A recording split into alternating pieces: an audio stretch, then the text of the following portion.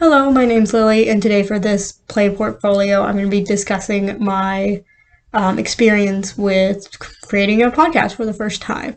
Now, I have been on a podcast before. It's called the Something Worth Talking About podcast with Dylan and Jason, who are my husband and our best friend.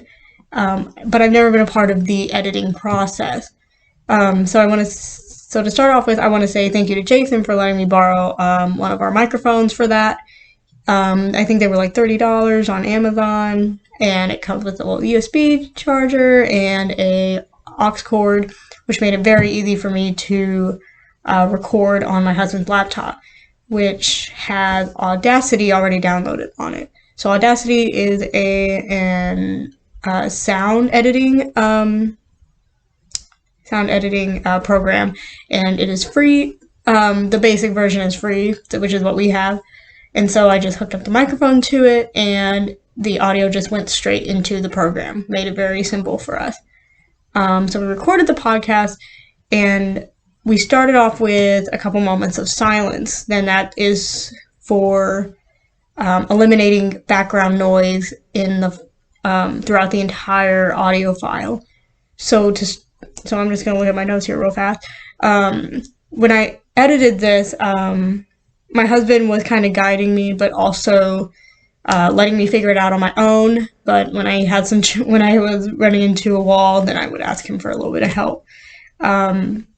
So what most of the tools that we use are under the effects tab, and what that does. So first we start off with the silent part, selecting it, and then using the noise reduction effect to take out all the background noises like humming from the laptop or like fans in the room, whatnot. After that, you equalize the voices, which basically is making the sound more crisp and smooth.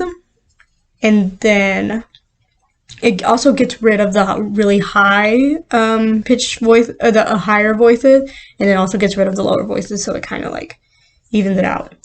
And then we amplified the noise so that the loud parts are not too loud and the quiet parts are a little bit louder. So so you can, for example, like if you're listening on your phone, it keeps it at the same volume no matter what.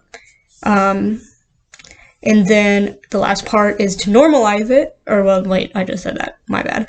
The last part is to export it into an MP3 file, because otherwise it will be a WAV file, and most programs,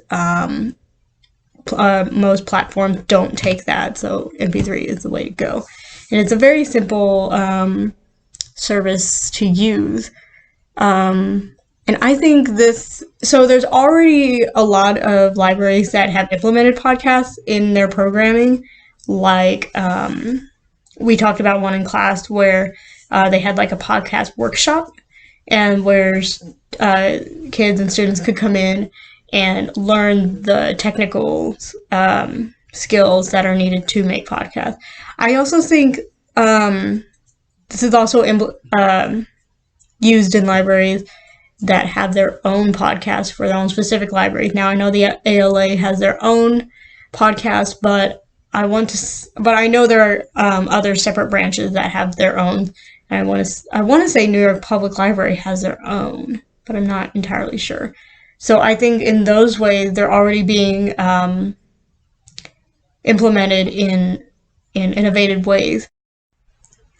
But I also think that libraries could use it as a tool for recording workshops that people can't attend to, but they can listen to later. Same with maybe children's story times. It might be cool to record the audio of the person telling the story time and have it posted to the library's website or podcast page. I also think, let's see, what other ways could we use this? If children and students are making their own podcasts through a workshop program, then maybe they could use it to tell their own stories that they've written and make that a separate podcast page. All of these ways, I think that would be really cool to take this podcast, this integrated podcast and libraries concept even further.